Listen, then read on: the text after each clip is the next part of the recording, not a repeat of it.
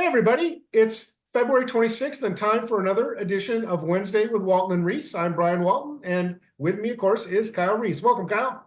Hey Brian, how are you doing today? I'm doing great. Hey, there's nothing better than going to baseball games and to the beach. So, Uh, I can't complain about my life. yeah, it looks like you have a great tan. Honestly, I almost said that before we started. You look tan, you look great. Well, I got a haircut because somebody who shall not be named, named Cody Schindler, decided that I had a certain resemblance to Al Roboski with my prior haircut. So I decided I better go do something about that. So here I am. I'm not mad. I'm not Hungarian. I'm just me. Thank you, Cody, for that. Wow, that's how about that? How funny. Well, thanks for listening. I'm not so sure about commenting, but what the heck. So since last week, obviously, the St. Louis Cardinals have played now 4 spring training games. Won a couple, lost a couple, but wins and losses aren't really important. Um, the starting pitching, of course, going an inning or two has been good. Everybody who started, did fine, and there, been some hiccups with the relievers later in the games. Not that surprising, but what we have seen are a number of young, promising pitchers perform well, albeit in very limited action. But the first one that caught my eye was Roby, and Roby, on everybody's list is a top 5 prospect in the system, but has not been healthy ever since he came over from Texas. In fact, he was hurt; his shoulder was injured when he was traded in July of 2023 to St. Louis. But Roby was extremely effective and not only got outs but got strikeouts. What did you like when you saw Tekoa? He's been the most impressive of the entire group. I, in my mind, I'm kind of lumping those younger pitchers. So for me, it's Hence, who we have not seen yet. Of course, Matthews, Hjerpe, and I guess Ragic to a different degree. We saw Roby, and then Graceffo, who has major league experience. But I differentiate them from like Michael McGreevy. In my mind, Michael McGreevy has established himself a little bit more. So I'm thinking of that group, and of that group, Tekoa Roby has looked the best, and he's kind of almost his presence alone, the increase in velocity we've seen, the change in his fastball, the metrics on his fastball, the break on his fastball, and also the continued sharpness. And it seemed like he located his curve in a very limited time. And actually using his slider, getting his slider some in-game use against righties, which is going to be really important for him. Like the presence and the turnaround of Tekoa Roby, if he's healthy, really changes the whole dynamic of some of the positives, some of the standing of the Cardinals minor league system in general, because of how like the top end talent melds into the fringe talent, if you will. So And let's face it, Kyle, all those trades, I think they brought in 9 players, back in the trade deadline in 2023, and really nobody at this point has panned out. So, the jury's still out on a few, but, Tekoa Roby, if he could come through, right now, I guess Thomas DeJacy would want, you would say is probably the best prospect from that group. But Roby, has been stuck at Double-A for a few years now. I would think that the Cardinals would hope that he could start in the Triple-A rotation and position himself to make his debut in the second half of the year. yeah, that's what I would think too. You know what we've one of the things I keep talking about, I keep talking about all of these. Whenever you talk to anybody with the Cardinals organization or outside of the Cardinals organization or on the national scene, when they talk about what's going on in the Cardinals organization right now, they're constantly talking about communication. That the communication is better now than it's ever been, from top to bottom. Even the old holdovers with the new people, the communication is at a different level, and that includes with the players. And just to extrapolate on that, we're also seeing that some of these changes that the pitching gurus and the pitching coordinators are starting to push on the pitchers, we're starting to see, like we mentioned, and Roby did some of this on his own. Of course, all of these guys did some of this on their own, but Roby's his fastball has a different shape to it. We've seen Ian Bedell's fastball had a better shape to it. Sim Robertson, not to beat up on him, this is not meant that way. He kind of went and did his own thing this spring and kind of sticks to his own stuff. He's working on a 2-seam, which is really important, a sinker. For his arsenal, he's going to need a sinker if he's ever going to reach the major leagues. But he hasn't really, and we saw a little bit of struggle. Again, very small sample. So it's just, we're seeing some of those changes, some of those positive, modern things that some of us are scared of actually start to already have positives. And my understanding is some of that stuff's happening on the backfield too. But it's just been really good that in 3 or 4 games, a lot of the pitching, and again, we'll get to the hitters. I'm anxious to get to some of the positives of the hitters, but even like Hjerpe today, Hjerpe lets up 3 hits. He lets up a run, but all 3 hits are little dink hits. He has a little trouble commanding, especially his fastball in the inner quarter to righties, which is going to be important for him. But it's just there's a lot of positives, and we haven't even talked about Quinn Matthews, but there's a lot of positives to take from that middle group of pitching prospects that are right on the AA, AAA major league cusp. And that's huge for the 2025 season, Brian. And, it's amazing, we're 5 minutes into this, and really the name Quinn Matthews was only brought up in passing. Matthews had the honor of making a start, which is pretty unusual for a guy, who has only had one full season of professional and certainly acquitted himself well, 3 base runners, but 3 strikeouts in 2 innings. And Matthews is a guy that right now, you'd have to say is the guy that's kind of on the fastest track, assuming, of course, McGreevy is kind of ahead of everybody, and Graceffo is still trying to sort of, I don't want to say rehabilitate, but put a down year behind him. Mm-hmm. Yeah, absolutely. That was Graceffo. It was nice to see with Graceffo him get to the velocity. That was great. His slider and his curveball were both great. I'm anxious to see how the Cardinals decide to deploy him this year. If he is going to be really the down velocity was kind of the big question, right? Yeah. Between the specs on his fastball, it's a hittable fastball. So just like with Matthew Liberatore, some of these other pitchers that the Cardinals have had that have had questionable fastballs, the velocity is the most important thing. That's part of why Matthew Liberatore, whether he's throwing his sinker or his fastball, is better out of the bullpen, because he can get to velocity and it helps mask some of the spec issues with the fastball. And that's kind of the same thing with Graceffo. His is a little bit better than it was last year, but it has the velocity again, which we saw drop last year. So that is huge. That's really exciting. And then at the same time, to finally go to Quinn Matthews, to go to the prospect headliner, to watch him pitch today, he struggled with his command a little bit in that second inning. They being the Blue Jays, started sitting on his changeup low in the zone a little bit. But his fastball, it had incredible break on it. It had incredible ride on it. And he didn't need to get up to 97 where we know he can be. He was kind of in the 93, 94 range, and he was locating it well, locating his changeup really well. Like I said, he was kind of down in the zone, but he had it.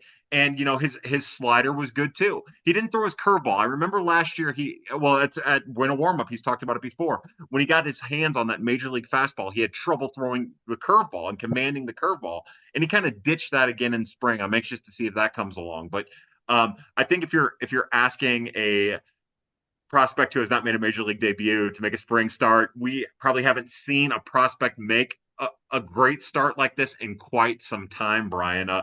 I can't even think of one off the top of my head. I feel like all of those guys have struggled in even a spring debut. Yeah, and rarely do they get the honor to do that. And granted, it's early in camp, and they need a lot of innings, but it's obvious that Quinn Matthews is a legitimate prospect, and he's been recognized nationally. A contrast to some of the other guys, who specifically Roby, who was a national top 100 prospect a year ago, but after his down year last year, kind of has slipped off and has kind of fallen off the radar. But that doesn't mean his career's over by any stretch of imagination, as we're seeing here. The interesting thing in Tuesday's game to me was sort of a continuation of the pattern last year. Now, fairness, it's a road game, so a lot of them stayed home. Walker stayed home, Arenado, etc. But they had 4 starters in the lineup. They had Burleson and Nootbaar and Gorman and Pages. And but the only 2 hits came from Victor Scott.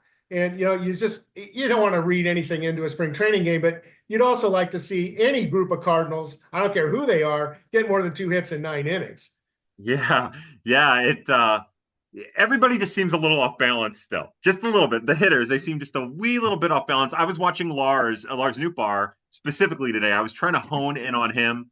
Of course, right now Burleson's in full on swing mode. I think he's taken 1 pitch. So they're still trying to get their timing, like you've mentioned on prior episodes. It's still a hitter's game right now, early on in spring. So with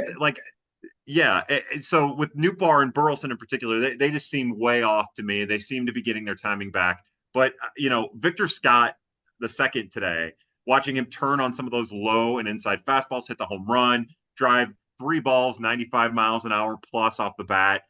He lined out 105, but it was, again, another low and inside fastball that he just opened up and turned on. Yeah, Scott has been down here. There's been a lot of attention on it. Jordan Walker moved to Jupiter and has been down there, but Victor Scott was with him every day. I've been down here since mid-January, and Scott and Walker, were on the field literally every day.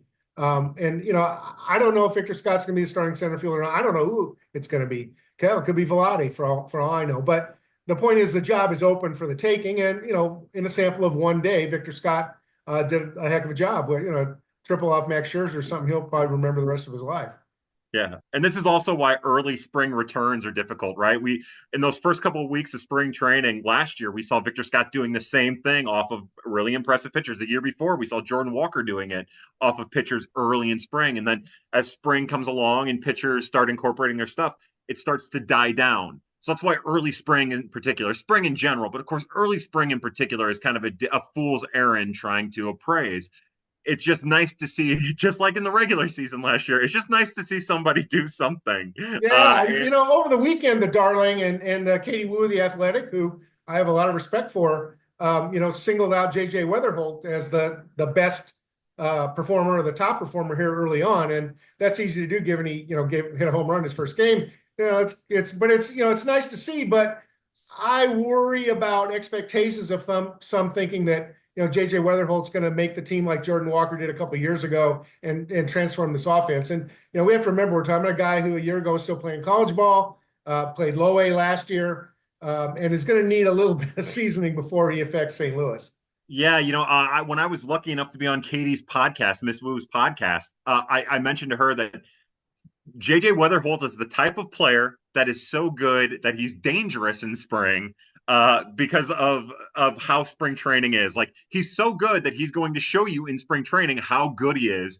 And it's probably going to be a little confusing when maybe he struggles at the minor league level when he gets an advanced promotion to Double-A or something like that. Because you're thinking, man, this guy was so good in spring training, and he's going to be good. He's going to be a great minor leaguer. I don't mean that, but it's all just to say he's not ready yet.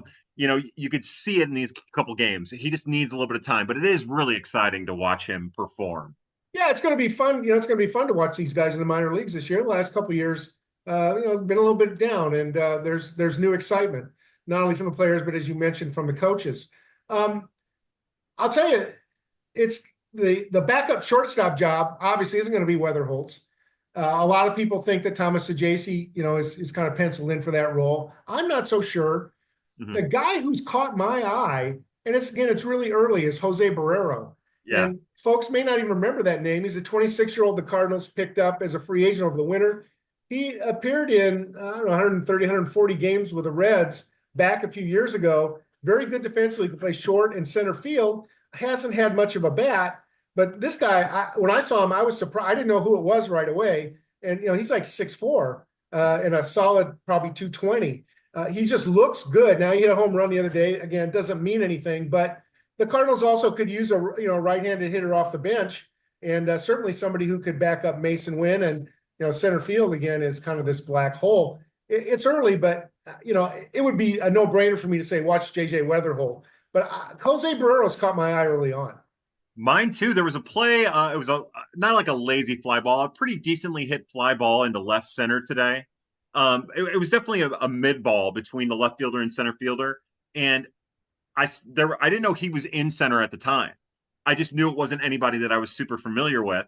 And he went into the gap and you could see him being boisterous and calling for the ball and holding off the left fielder. And I was like, oh my God, like that was an aggressive, assertive play by a center fielder. I don't feel like I've seen out of any, I mean, even dating back to Harrison Bader. I remember Harrison Bader running through Lane Thomas and trying to run through Tyler O'Neill a couple times, and also Dylan Carlson. Bad decisions. Yeah, right.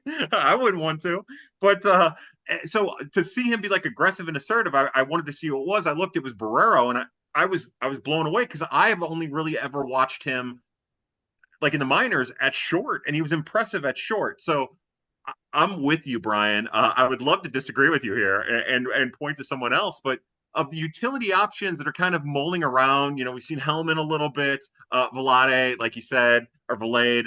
Like we've seen some of these other options, but early on in spring, he kind of holds himself like a veteran for somebody who does not have.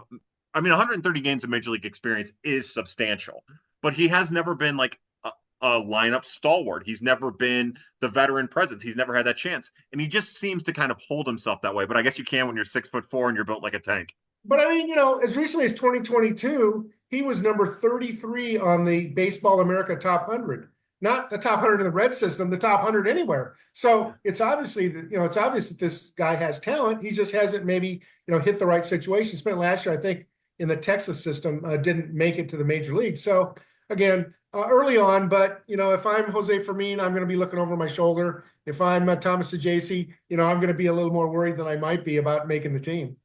Yeah, and if you want to go super conspiracy theory, there maybe even Victor Scott and Michael Ciani might need to be looking over their shoulder a little bit. I mean, I doubt it because of the organization loves Ciani, but you never know. Well, but you're on a good point, Kyle, and that is, in my mind, at least at this point, Ciani and Victor Scott are redundant. Yeah. And if you're going to go with one, great, go with one. Have the other one play in AAA and be ready if the other guy gets hurt. I don't see a lot of benefit in having them both on the roster is where I'm going. I completely agree. It's funny. I was having this conversation with a coworker of mine, trying to figure out the Ciani and Victor Scott of it all. And just to be the devil's advocate, I was trying to find a way to like get them both.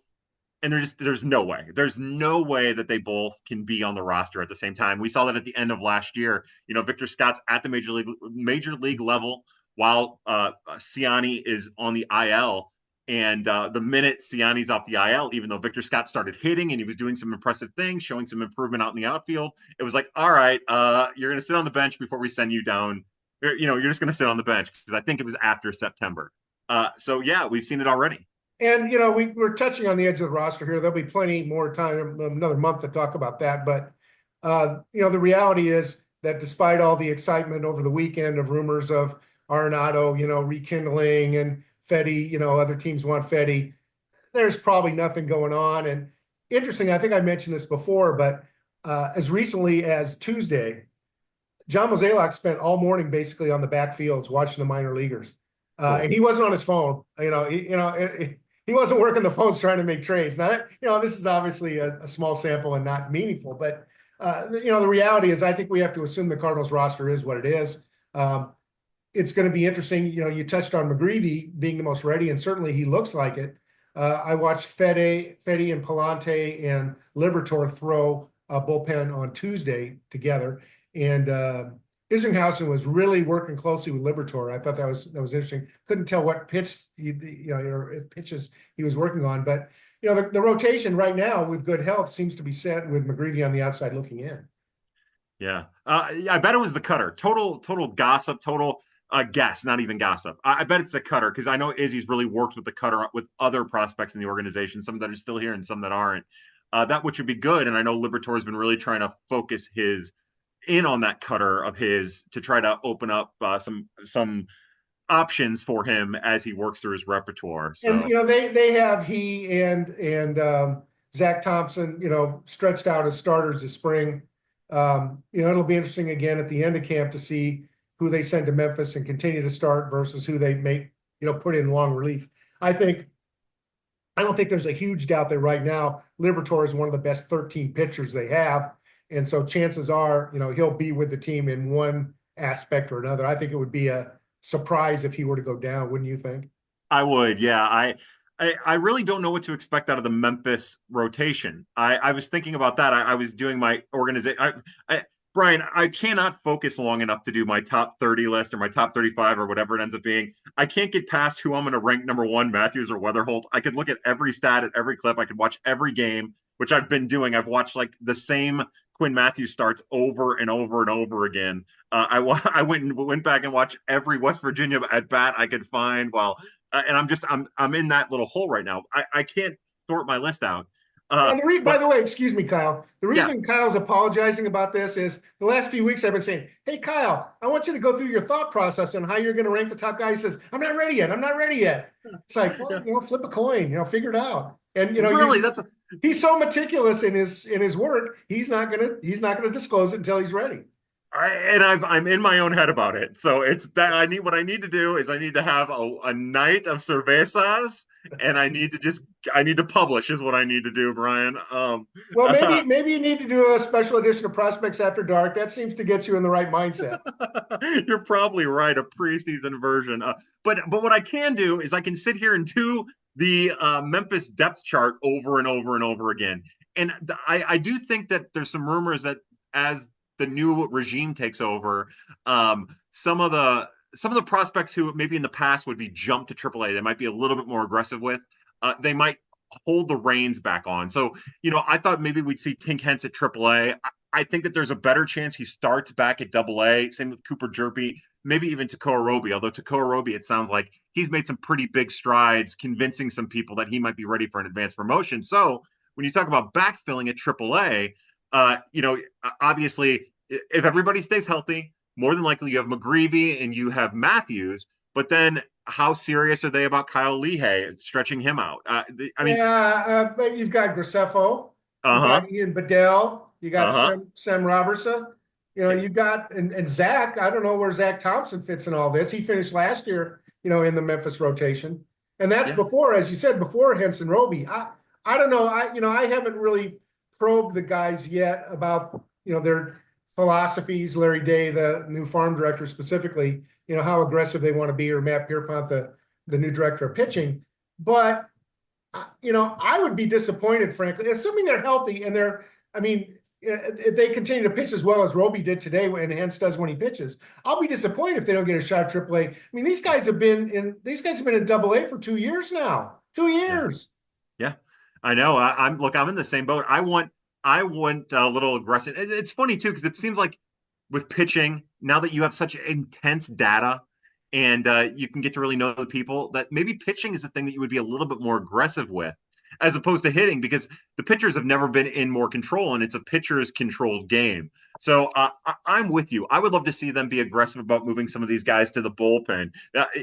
Again, no disrespect to Zach Thompson or Kyle Lehigh or Ian Bedell or even Semro Bersa, who I have doubts about. Like I think, But they're probably not. Pardon me for interrupting. But they're yeah, probably not going to be members of St. Louis's rotation. They're that's probably it. not. They're just the numbers. The hierarchy says that they probably aren't going to make it. So get them in the role that you think they can deliver the most value as soon as you can. That's it. You took the words right out of my mouth, Brian. I completely agree. Especially someone like Bedell, who's a little advanced age. Maybe you get him ready and you start tinkering with his stuff a little bit more so that his slider and his fastball can be weapons out of the bullpen. Maybe mix in that cutter a little bit. Try to find something there. Try to make it all work for him. That's what I think personally. And if Zach Thompson, you're a bullpen option. I'm sorry, and if you're a bullpen option at AAA, you're a bullpen option at the major league level. You're not a starting option. That's just where we are right now because we have these kids who deserve a chance and who've worked for it and who actually have higher upside. And I don't want to beat the dead horse, but if Tink Hence is going to give him 80 innings, then give him the 80 innings in Memphis or Mm-hmm. 40 innings in Memphis and 40 innings in St. Louis if he's going to be a reliever eventually. I don't know, but I don't know. I don't know how Tink is going to show the durability that he needs to be able to go 5 to 6 innings as a major league starter every fifth day. Yeah. And at some point in time, they got to decide. And I'm being repetitive of things we've already talked about on previous sessions, but I don't want to see Henson Roby back at Springfield. I just don't. Yeah, me either. Even with the innings they've missed with injury. I'm with you again. Same thing. I feel the same way. And our votes are worth the exact same, absolutely zero. Yeah, perfect. Right. I did want to ask you. You did publish on the website the spring games. The schedule for the spring games. I was curious if you could go over that a little bit. I thought that was really interesting. Yeah, let's talk about that. So the minor league spring training camp opens on the 28th. And really, it's a matter of the camps flowing into one another. There was this early development camp, and that flowed into step camp. And again, step camp is what's going on right now. And these are guys that are, more on the high end of prospects in the system that are available to be called over and play in the 1 o'clock games in the main stadium. And that's a good thing. Then, so on the 28th of February, everybody comes in. And when I say everybody, it's typically everybody who was in a full season team last year, Memphis, Springfield, Peoria, Palm Beach, as well as a handful of players coming over from the Dominican Summer League. Not all those teams will make one of the 4 full season teams out of spring camp. And the ones who don't stay behind in extended spring training. And then that flows into rookie ball, the Florida Complex League, that'll start somewhere around Memorial Day. So the first 2 weeks of minor league camp, from the 28th of February to the 13th of March, the players will be working out. And what's happening now finally is every day there's 3 or 4 live bullpens where a pitcher will throw, I don't know, 30, 35 pitches to maybe 3 or 4 different hitters. That'll continue to grow over time as the pitchers build up their innings. Like we talked about already, the pitchers are ahead of the hitters. There are some hard hit balls, but they're fewer and far between. At this point in time, pitchers are ahead of hitters. So after the 13th of March, everything kind of changes. On Friday, the 14th of March, you got to mark this on your calendar if you can take the day off, or maybe you have to watch it afterward. But the spring breakout game will be held. And that's a game, basically an all-star game of prospects where Cardinals prospects play Marlins prospects on that Friday afternoon in the main stadium. That'll be televised. That'll be a lot of fun. So that sort of kicks off the spring training game schedule. Then for the last 2 weeks of March, there'll be daily games at 1 o'clock, and there'll be games on the Cardinals quad, on the George Kissel quad every day. And the way they schedule it is typically when the major league team is home, the Cardinals are home, then the Memphis Springfield teams will be home as well. Again, for that reason, to pollinate players when they can. When Memphis and Springfield are home, that means Peoria and Palm Beach are on the road. So they're playing, in West Palm against the Astros or the Nationals, or they're on the other side of the Jupiter complex playing the Marlins, or they go up to St. Lucie to play the Mets. So that's kind of how it goes. Because there are 5 teams in this area of Florida, obviously there's an odd man out every day. So roughly every 5th day, they have what's called a camp day.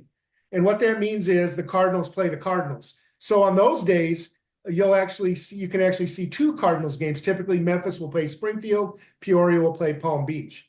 And so that continues until the 23rd of March. At that point in time, Memphis breaks camp because I don't know how many folks know, but there will be a exhibition game in Memphis on Monday, the 24th, where St. Louis is going to come in and play the Redbirds at AutoZone Park. And then, of course, St. Louis goes off to start its regular season. Memphis opens its season that Friday, the 28th. And around that time, then minor league camp ends for the other teams, because the way they stagger the schedule, AAA opens on the 28th of March on a Friday, and then the double high A, low A, they start their regular season 1 week later on Friday, April 4th. So that's kind of it. So, the first half of March on the backfields, there'll be workouts in the morning. And they'll probably have, as it gets closer to the 14th, they'll start to have some intercamp scrimmages, but that tends to be decided kind of as they go. And I never know until the morning of likely what's happening that day, which makes things kind of exciting. Yeah, that is exciting. I can't wait to get the reports.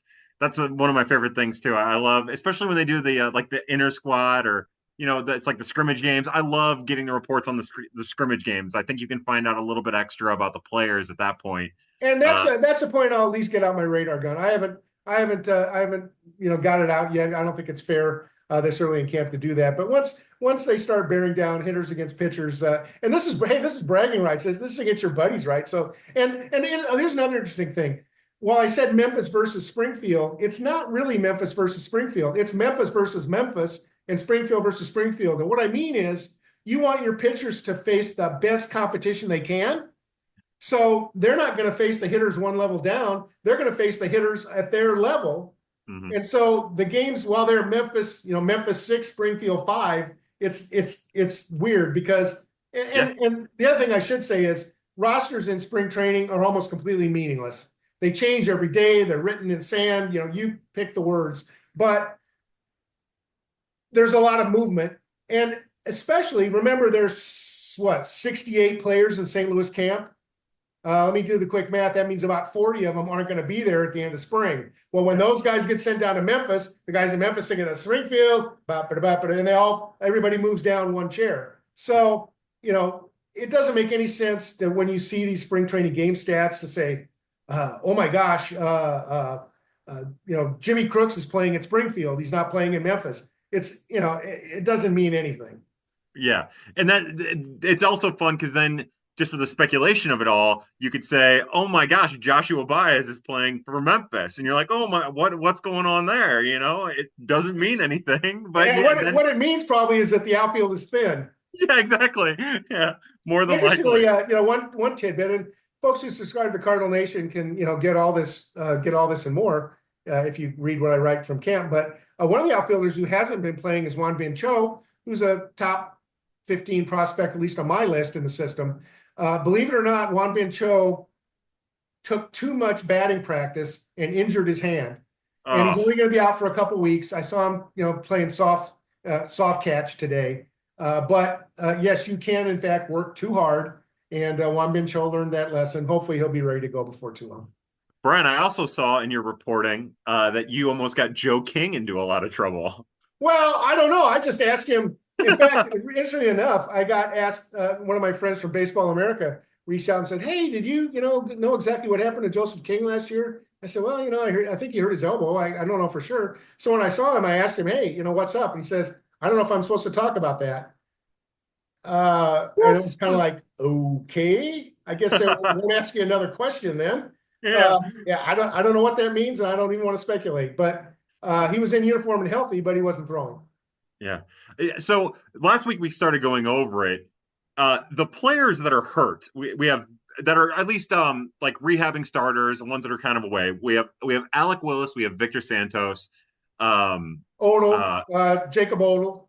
Jacob Odell, that's right. Who Of else? course, Well, now Drew Rom, I guess. I don't know if yeah. I don't know where Drew Rom's going to go when he's done. Trying to think. There's one other, I guess. Andrew DeCanich. That's right. I couldn't remember either. Yeah, Andrew DeCanich. Yeah, and he's looking pretty good. I mean, he's folks know he was the seventh rounder from Vanderbilt last year. Came off Tommy John surgery. Looks really good. Working hard. I don't think he'll be super delayed. Willis is not throwing off the mound yet. He's playing catch. Odell's throwing pins, so I don't think he'll be delayed. Who else? Who was the other one? I guess that's it. Yeah, that was really. Oh, Willis. We talked about Willis. You said that he's throwing off the ground. Yeah. And Willis, Willis is a guy that's tremendous potential, but he's just been hurt so long. There's kind of this fatigue. I was wondering, just as I was inside my own head, Kyle, I'm thinking, okay, Alec Willis has been around for like 4 years, 5 years now. When he is ready to pitch, where are you going to pitch him? I guess you throw him into Palm Beach, but I mean, he's only got like 10 innings in rookie ball.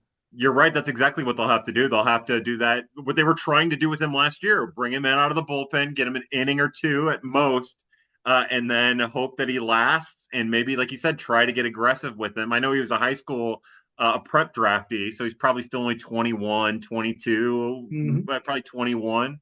Yeah. But you're right. Yeah, you would still probably have, and because it's all rehab related, you want him in Palm Beach so you can keep an eye on him and see how the rehab is going and get quick returns on his health. Yeah, I mean, a guy, assuming he's able to throw, a guy like Alec Willis isn't going to accomplish anything in extended spring training throwing against 18-year-olds from that just came over from the Dominican. Maybe if they need that to ramp up, because again, timing wise, the fact that he's not throwing yet suggests that my guess would be he'll probably open the season on the injured list, even if he starts throwing tomorrow. But that'll be one to watch, Alec Willis, as well as a number of others. So we've gone over a little, but you know what? Who cares? As long as the folks stayed with us and listened, hopefully didn't watch, but they listened, and you enjoyed what we had to say this week. When you go over to the Cardinal Nation, we had a contest about who would hit the first home run and win. Nobody won that. So have a new contest, which is who's going to hit the second home run of the spring. So head over and you can win a free 1-year subscription to the Cardinal Nation. We're selling prospect guides still, the PDF and the printed book version, down to about 24 book copies or so. So if you want the printed book, don't wait too long. They sold out last year. Hopefully they'll sell out again this year. 256 pages of great information about Cardinals prospects you can't get anywhere else. And of course, also consider subscribing and get the benefit of all my reporting from spring camp. in Jupiter, Florida. Kyle, any last words for this week? I love it. This last week at the end, I said we're going to have actual spring training baseball games to talk about. The next time you and I talk, we're going to have actual minor league camp stuff to talk about, where I will ask you who's in. If Austin Love still exists, that'll be a question I'll ask you next week that hopefully we can find an answer to.